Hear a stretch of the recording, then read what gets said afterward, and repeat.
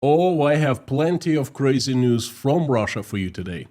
Like the troubles of the National Mail Service, Russia's only aircraft carrier going to scrap metal, Belarusian President Lukashenko advising Russian and Belarusian citizens to get their hands dirty and grow potatoes, Russian Tsar rising, Putin caught lying again.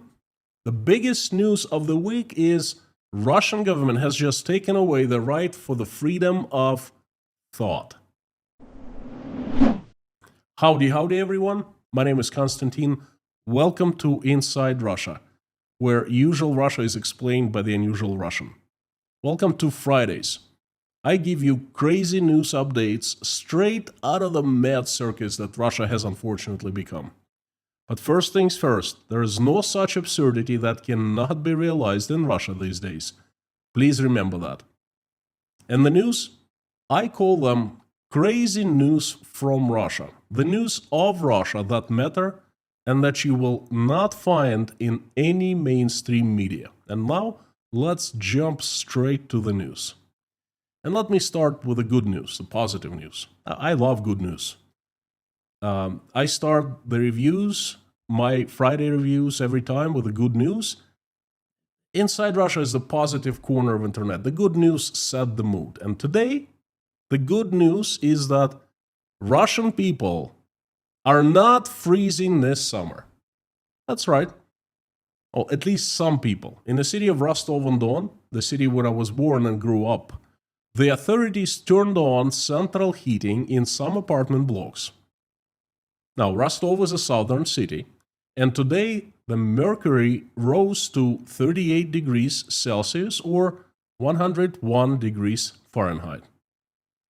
And some people somehow don't like it. They feel it's becoming too hot for their liking. So they started to complain to the governor of Rostov province, Yuri Slusar.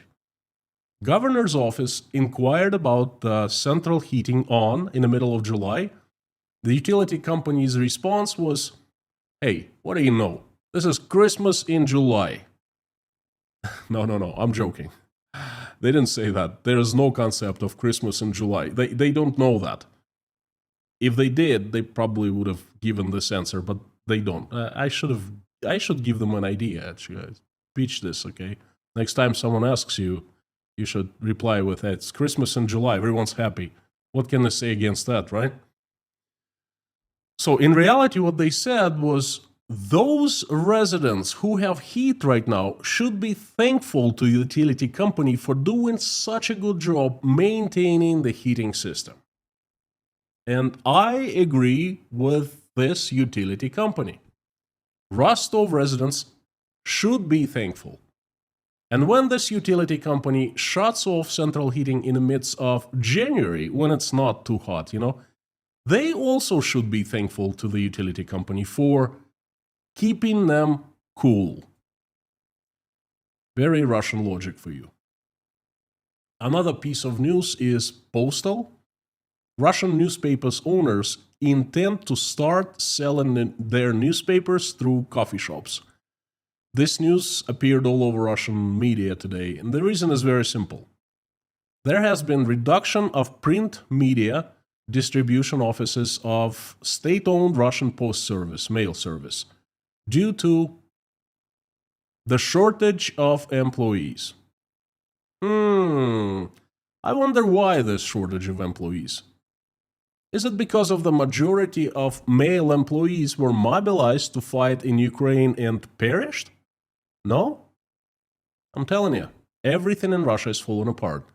Not just the economy, everything. Another piece of news is about jet fighters in the sea. Not in the sky, in the sea. Or actually, lack of them.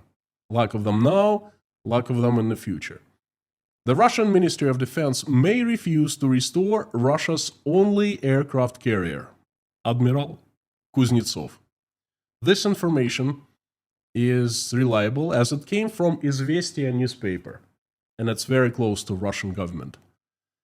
Currently, the aircraft carrier repair and modernization have been suspended. The fate of the flagship of the Russian fleet will be decided, and morally and physically obsolete aircraft carrier most likely will be decommissioned and disassembled for scrap metal.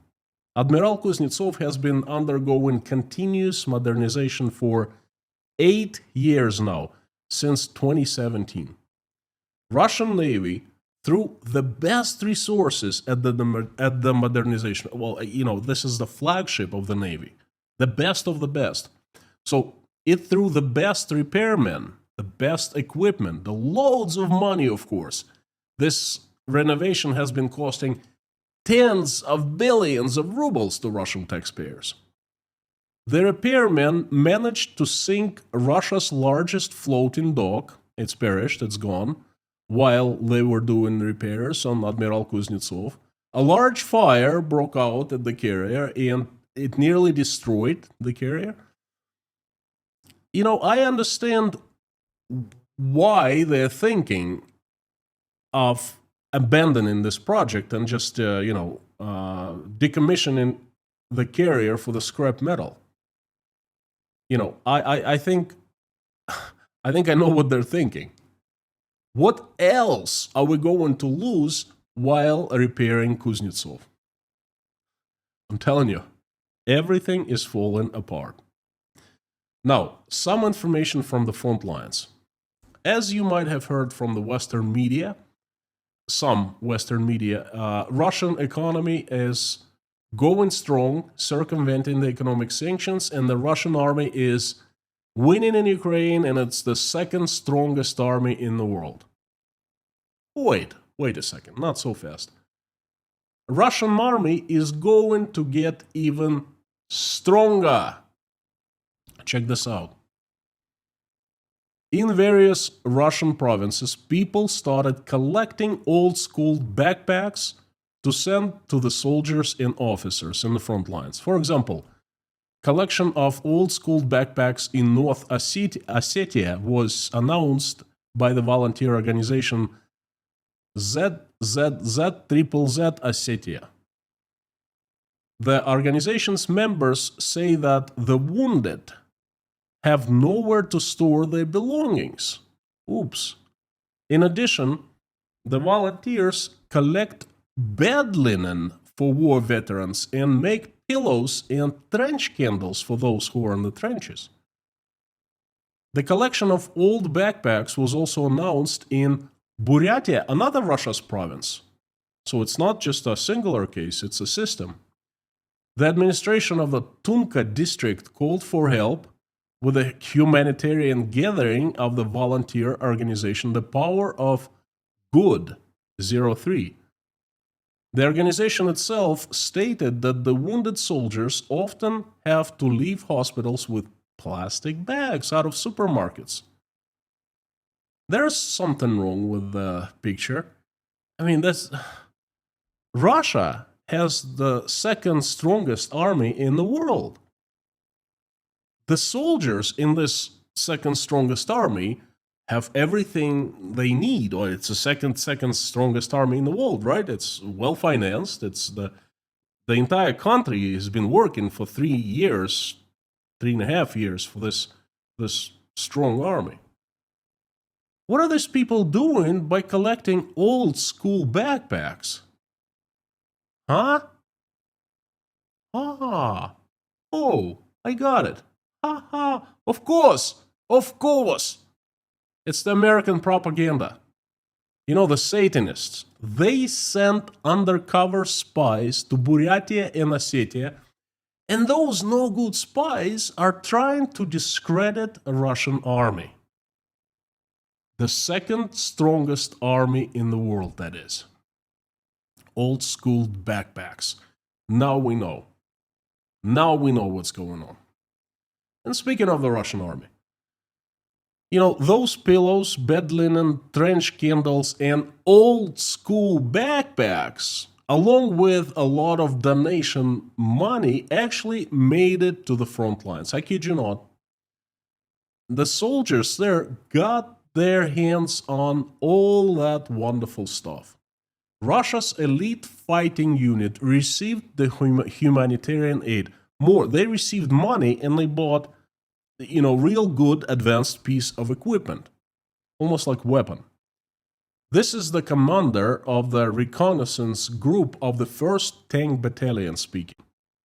He is thanking all those good Russian Samaritans who provided aid, including monetary aid, money donated to the reconnaissance group, and they could buy the wonderful motorcycle. So now they can transport food to the front lines. Yeah, nice, wonderful motorcycle.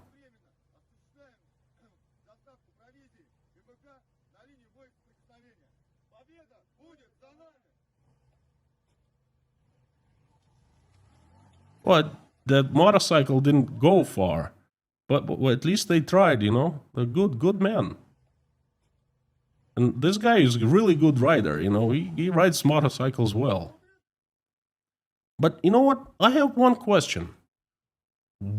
Why are these people dressed like homeless people? Uniform, it doesn't seem like army uniform. It seems like they have like different boots and something's odd here, okay? And the motorcycle, it's also odd. I don't understand. And then, of course, why did they buy motorcycle with donations coming from Russian people? This is the elite unit of the 2nd strongest army in the world. What the fudge is going on here? Of course, it's the American propaganda again. The Satanists. It's not. Check this out. I cracked it, okay? Check this out. This isn't Russia. This is a studio set located near Austin, Texas. I mean, look at this. It doesn't look like Russia, all right? Well, it's somewhere near Ukrainian border on the Russian side. That's from what I understand from this video, okay? It's not on the Ukrainian, but on the Russian side. But it's not Russia. This is Austin, Texas. And these are the American actors, clearly. Look at them. They don't look like Russians. Come on. They look so American. And that bike must be a Harley Davidson, the Road King. Do you see how they camouflaged it so no one can recognize it? But we can. We know the truth now. Wow. Wait. Are you asking me why them Americans actors speak in native Russian? No accent whatsoever?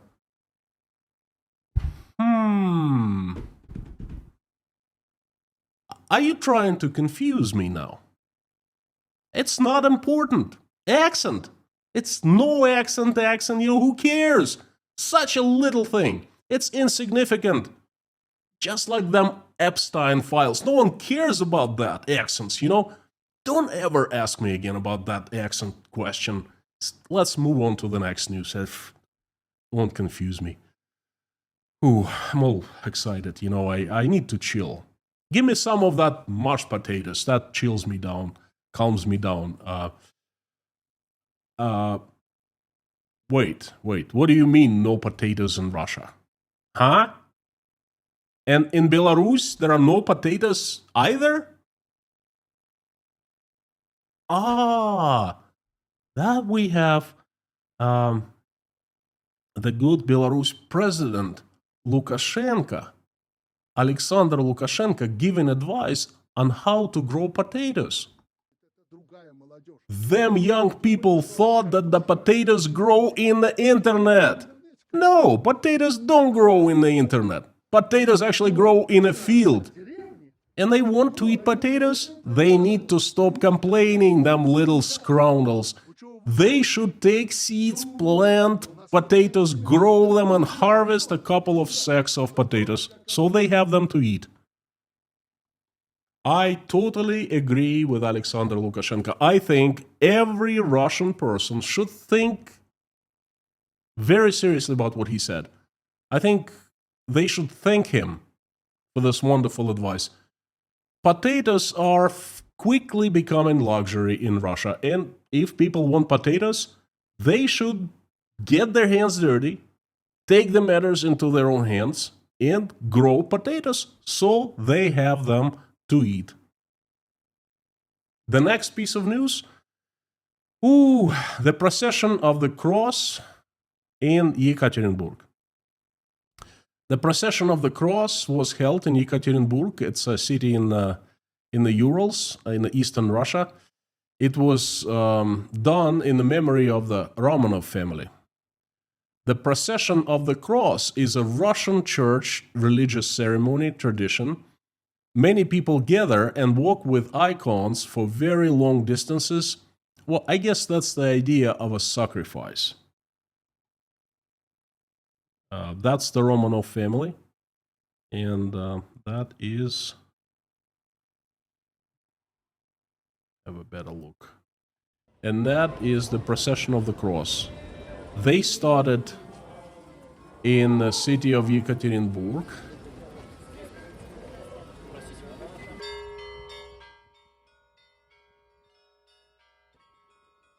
And you see lots of different people, young and old, religious. All of them are religious. Obviously, there are different flags, icons, all kinds of stuff.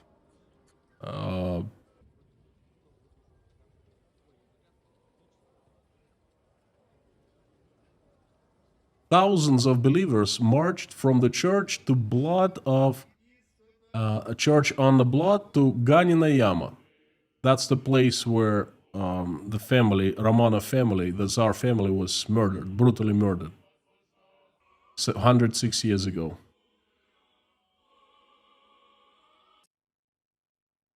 Now, Nicholas II Romanov was Russia's last Tsar. His entire family, one little boy, 4 girls, and wife, and himself, Nicholas II, were brutally murdered by the Bolsheviks at Lenin's personal order. Now, you see, I have nothing against religious practices of Russian people. They can do whatever they want. But I have questions. Why the Tsar and why now? This is my subjective opinion. Just, I could be wrong, but this is what I think. It awfully looks close to solidifying the image of the Tsar in the eyes of Russian. Tsar, the saint. Tsar, the untouchable. No, they don't want to bring back the monarchy to Russia. But this could be another method of Russian propaganda to build up, to warm up the image of Russia's current Tsar. What do you think? Please let me know down below in the comments. And before moving to the next news, I would like to take this opportunity to thank you. Thank you for supporting me, watching this video. Thank you for participating in Inside Russia community. Thank you for liking, commenting, participating in the live stream chats. Thank you for buying me coffees at buymecoffee.com. Patreon, PayPal. I give you my word that despite being demonetized, and I've been demonetized for almost a year now, I will continue my stand against the war and against the unfairness. I will continue telling you the truth every single day. Thank you so very much. The next piece of news comes from one of Russia's best economics universities. It's called the Higher School of Economics. It will launch the first in Russia anti-sanctions master's degree program. The university will train masters of economics in circumventing the international sanctions against Russia. Now, you've heard a lot of crazy news from Russia. I bet you haven't heard this kind of crazy. I keep telling you, I'm a bit puzzled. I have hard time choosing the words what to say. I keep telling you at the beginning of every single live stream, every Friday, I keep telling you that there is no such absurdity that could not be realized in Russia these days.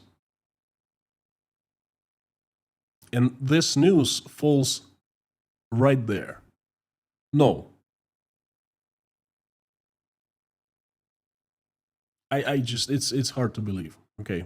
This will be a 2-year program where students will be taught to, I quote, identify and estimate the risks of the international sanctions and or other measures of negative impact from the foreign supervisory authorities for Russian companies and successfully circumvent them, unquote. The program will be a part of the International Corporate Compliance Program that is being taught at the Higher School of Economics. This is absurd. Instead of ending the war and try to somehow reintegrate into world's economy, so the sanctions are lifted and Russia is considered, well, at least somewhat normal member of the international community, Russian state will be educating those trying to cheat and circumvent what the international community has placed on Russia, and for a good reason. And they will be trying to. Do you know what how I would do you know how I would call such professionals professional liars, because one must lie to circumvent the sanctions. That's the idea. That's how you circumvent. You set up a house of lies, pretending you do something else, okay, but in reality, you circumvent sanctions. And one more thing here I want you to notice, and that's important. Vladimir Putin stresses every time he speaks publicly, well, almost every time, that the international sanctions are not working, that they are beneficial for Russia, that they make Russian economy stronger, and they're good for Russia. And at the same time, Vladimir Putin must have said it a dozen of times. At the same time, they do this, teaching advanced degree scholars how to circumvent sanctions that are so good for Russian economy, so beneficial. If they're so good and beneficial, why would you teach masters of economics at the highest school of economics to circumvent them? Huh? A bunch of liars. Not even professional liars. You know what? They're natural liars. Friends, what do you think of that? Please let me know down below in the comments. I would love to hear your opinion. The next piece of news is also about the benefits of the international sanctions. Yeah. The benefits of sanctions for Russian economy and the growth of the military budget expenditures are already being felt so acutely that the government is going to freeze a number of large infrastructure projects they call the national projects for a couple of years. Yeah, a couple of years. Yesterday, the finance minister Anton Siluanov spoke at the upper chamber of Russian parliament, where he said that the authorities would focus on prioritizing budget expenditures. Translating into plain English, this means reducing economic development of the country. I quote the minister, "As for the next year, first of all, it is necessary to implement the tasks that the country faces, ensuring the needs of law enforcement agencies, of course, special military operations, support for people and technological development, weapons. Therefore, when preparing the federal budget for 2025, and this is about time they are starting, some infrastructure projects and their implementation may be postponed for a later date. This is a matter of prioritizing financial opportunities, unquote. This guy is great. They want to perform the biggest cut of Russian federal budget expenses in history of Russia. And from the mouth of the Minister of Finance, it comes as this is a matter of prioritizing financial opportunities. Of course, that's going to be an opportunity for the school children, for the doctors, for university professors, for firefighters, and for the federal employees like that when their salaries will be cut next year. That's going to be great opportunity for each one of them. Now, the senators also spoke. They also advised the minister to postpone the implementation of plans for some national projects, such as construction of a network of highways, high-speed rail, and so forth, as well as to start looking for additional sources of income for the Treasury.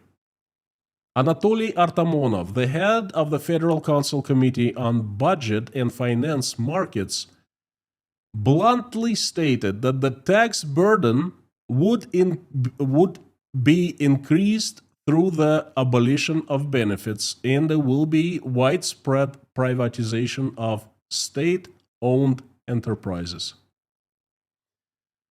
The Parliament's upper chamber, Speaker Valentina Matvienko, called on the government to switch to a regime of severe austerity. I quote Matvienko. The motto of the next budgets will be austerity. The efficiency of each ruble, the control over each ruble, the control over the provinces' budgets. That's what she said, I unquote. The general impression is that neither Siluanov nor Matvienko and the senators listen at all to the President Putin, who just spoke firmly and clearly about how the Russian economy is growing rapidly, while the European economy is wasting away and dying up. He spoke about it 2 weeks ago at the St. Petersburg International Economic Forum, and every time he comes and speaks publicly, he mentions that. Do you see how they let Putin down? He says one thing, and they don't listen to him. They interfere, they say the opposite. They all should be punished for that. For letting the Tsar down, for making him look like a fool, for allowing for him to be caught lying red-handed. They should be punished for them. An interesting set of news today, isn't it? I find it interesting. By the way, there will be many more news like that. If you want to keep up with other breaking news from Russia, consider becoming patron of Inside Russia, because every single day I carefully select and post 9 news that I find important with my commentaries and analysis. And you will not find those news in any mainstream media. They will keep you informed on everything you wanted to know about Russia but didn't know where to look.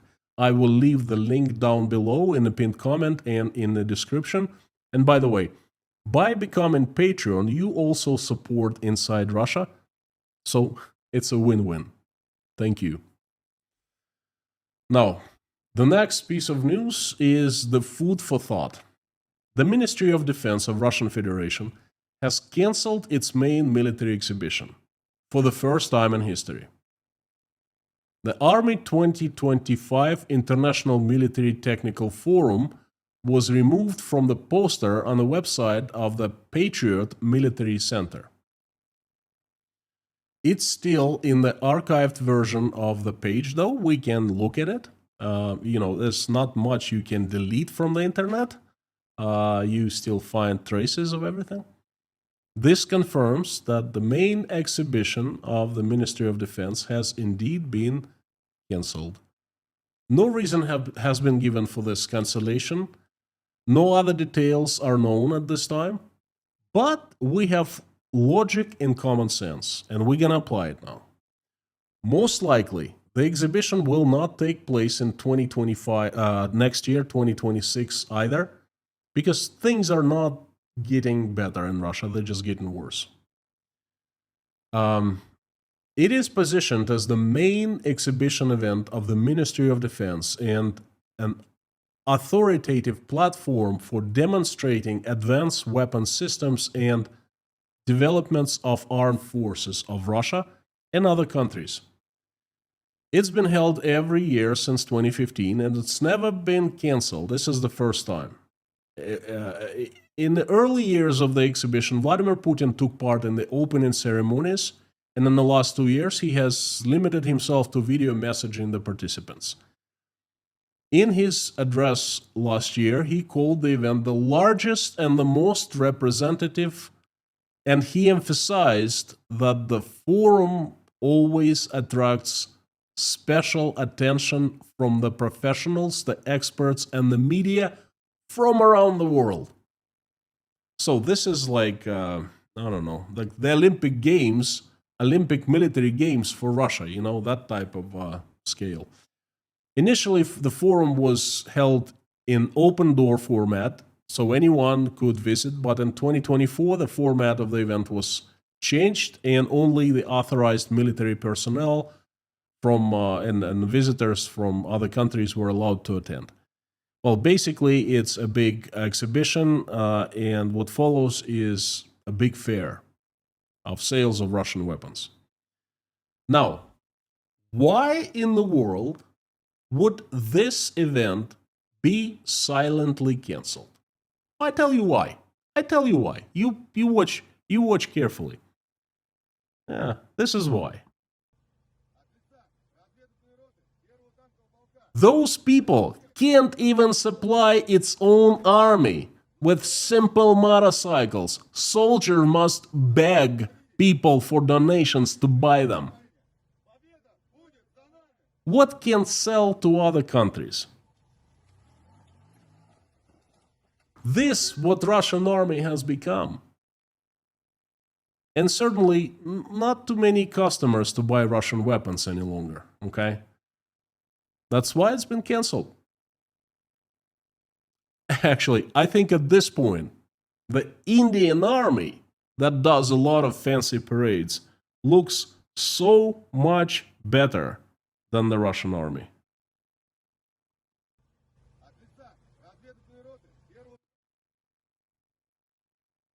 Yeah, this stuff, you know. I like watching Indian army. They're so professional. They're fed. They're dressed in the same clothing, you know. Look at them. These guys are great. And the tricks they do, I'm sure it puts fear into the hearts of their enemies. I mean, look at that. Fantastic stuff. Fantastic. I love this human radar, you know, when the people are spinning. It's fantastic. Great. This professional bunch of guys. And you know what? This is the Russian army for you.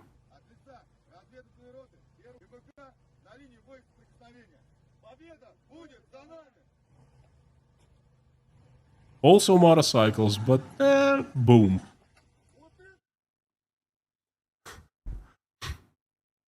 The next piece of news comes from the police department of Rostov province, place where I was born and grew up. In Rostov, police officers began to be compensated for the amount of bribes they refuse to take.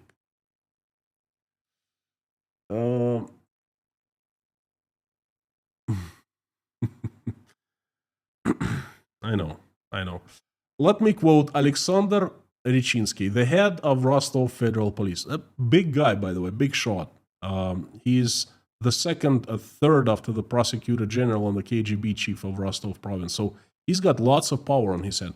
And, you know, he means business when he speaks. So let me quote. Recently, we have put up into this, we have put into practice.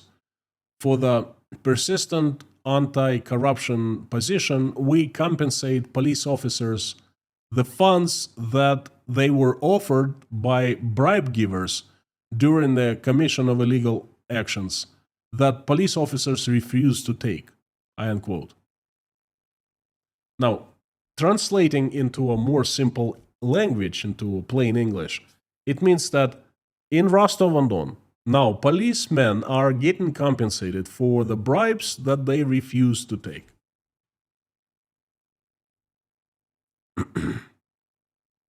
That's going to be a fake. That's got to be a fake. That's what I thought. I mean, come on. Come on.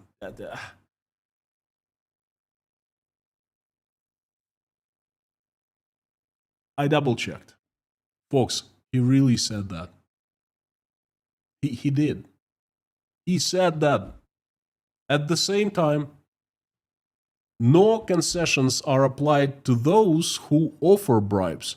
A criminal case would be opened against them anyway, even if the cop refuses the bribe. And then they count the money that they compensate to the cop after the fact that he didn't take the bribe as the bribe given by the bribe giver. In the last 2 months alone, more than 25 criminal cases have been opened and 25 people have been charged under this article of bribe giving. Richinsky did not explain how much of bribes would be compensated to the policeman and how that would be checked. And most importantly, I guess it's not most importantly, but anyway, how the bribes to the policeman, the compensations to the policeman would be financed. Where would they be financed from? I take it a cop comes into the police department, the police station, and says, I've had a very busy day. Them criminals, they offered me 3 bribes today, $500 each, and I refused every single bribe. Oh, good comrade Ivan. Here, $1,500 for you, the compensation.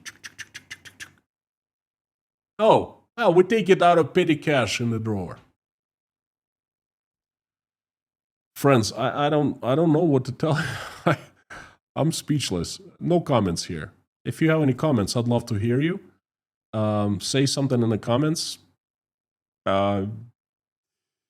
It's really hard to throw me off track, but this federal policeman from Rostov-on-Don just has, because to the next news. The next piece of news is shocking.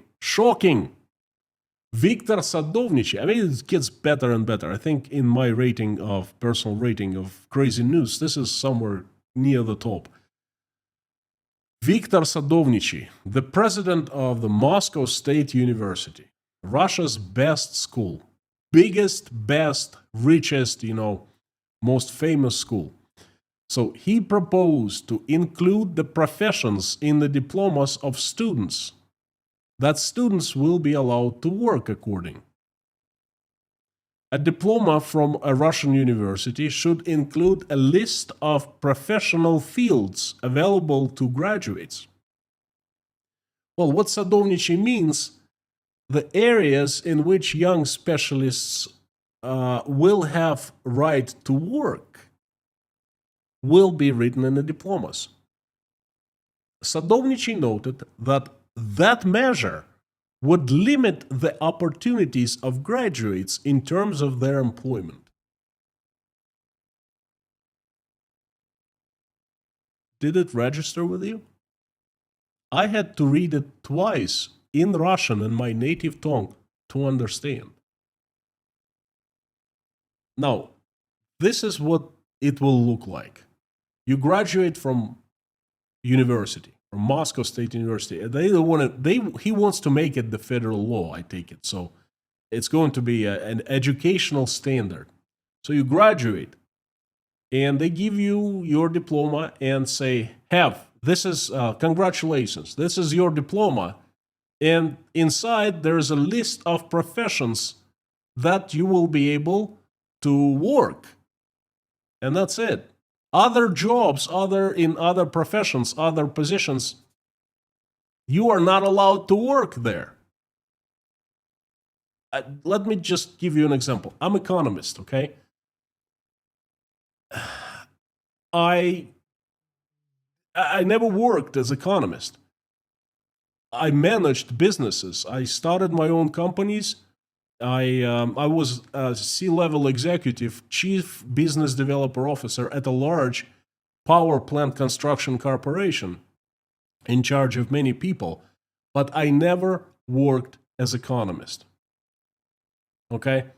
Well, according to this new Russian initiative, and it might become a law soon, proposed by none other than the president of Russia's best school. I have no clue why he did that, okay? According to this new initiative, I would not be able to work in any job other than economist, economic analyst, or, counting numbers, perhaps accountant or things, something like that. I would not be allowed to work as executive. This is what they're trying to do. Again, it's one of those things. I don't know what to say. There is no such absurdity that cannot be realized in Russia today. My words are prophetical. This is crazy, friends. This is total control. And this stuff didn't even exist in the USSR. It is very amusing that Viktor Sadovnichiy himself graduated from the Moscow State University, the Faculty of Mechanics and Mathematics. And as far as I remember, there is not a single department or subject at that faculty where the experience of administrating and managing a large university would be taught. He has zero education in his diploma about managing university. However, this does not prevent Viktor Sadovnichiy from running the huge university for 3 decades now. Maybe when they make this new law, he will quit because he would not be qualified to run the university. Nothing like that is in his diploma.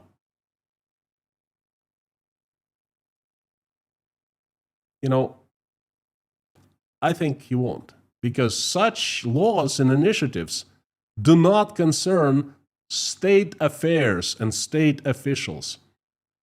They are aimed only at the educated plebs in order to control them and enslave them more.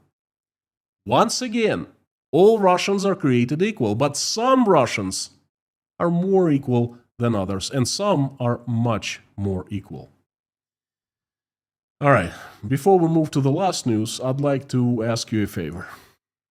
Please let me know what you think of this news selection. I would like to get your feedback.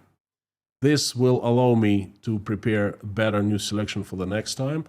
Please pick 3 news you like the most and let me know in the comments. And if perhaps you didn't like something also, please let me know. I appreciate that very much. Thank you. The last piece of news is plain scary. I find it the most important news of the week. The Russian government and the senators have come up with a new offense for citizens of Russia. It is called searching for knowingly extremist materials and gaining access to them. What is extremist materials in the first place, according to Russian legislation? Is something bad, perhaps? Extremist materials could be any documents or information calling for the implementation of extremist activities or justifying the need to carry out such activities. The concept of extremist activity is very broad in Russian legislation today.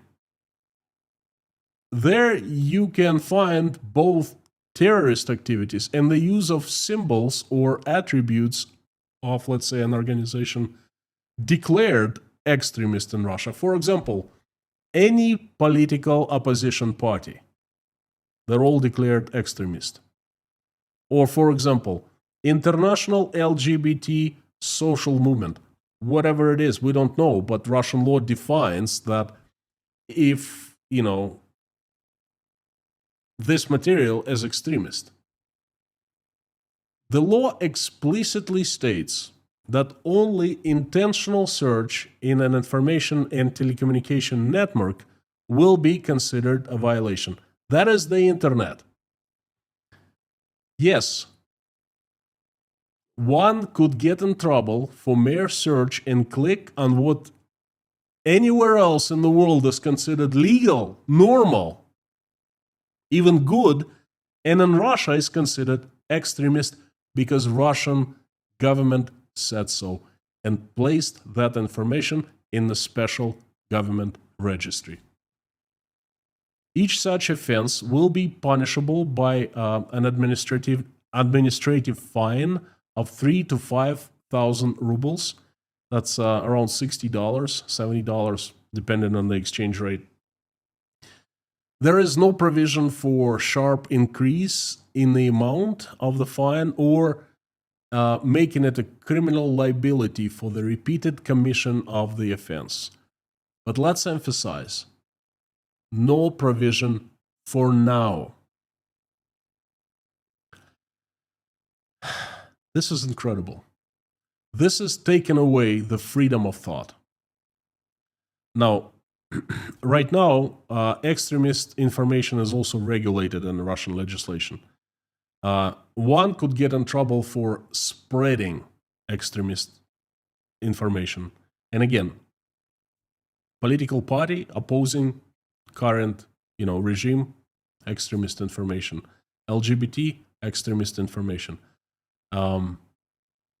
Now they're trying to make it so people, even if they search, they click, they get in trouble for that. That is freedom of thought. They've taken it away. They have taken it away. Russian Constitution, Article 29. Let me tell you what it says. Everyone shall be guaranteed the freedom of thought and speech. Propaganda or agitation, including social, racial, national, or religious hatred and strife, shall not be allowed. Propaganda of social, racial, national, religious, or linguistic supremacy shall be banned. No one may be forced to express his opinion and convictions or to be renounced of them. Everyone shall have the right freely to look for, receive, transmit, produce, and disseminate information by any legal way. The list of data comprising state secrets shall be determined by the federal law. The freedom of mass communication shall be guaranteed, and censorship shall be prohibited. That is the Russian Constitution that was created after the fall of the USSR in 1991. And let me tell you something, folks. We did that. Russian people did that. We wrote that. Because we were suffering in the USSR for 70 years. And at one day, we all stood up and we said, you know what? Never again. The USSR will not come back. The crap that it had for us never will be allowed again. Well, you know what? This is happening. Only this time it's worse. The monsters have better tools now, the digital ones. What we're seeing right now is world's highest art of transforming a free country. And yes, Russia was free country in the 90s with a complete lack of the government control. So they're transforming it into a complete totalitarian state, second North Korea. It's worse than it was before in the old country. This is the digital Iron Curtain, and it's descending slowly but surely. Every new law, fine, regulation, provision, it's a step for it to lower inch by inch, centimeter by centimeter. Please, watch and control your politicians. You still have a chance. If they run out of control, folks, that's not going to be good. You will wake up one morning and find yourself in Russia. My next video tomorrow will be about the purge of the oligarchs that Putin started. Please stay tuned. Carthago delenda est.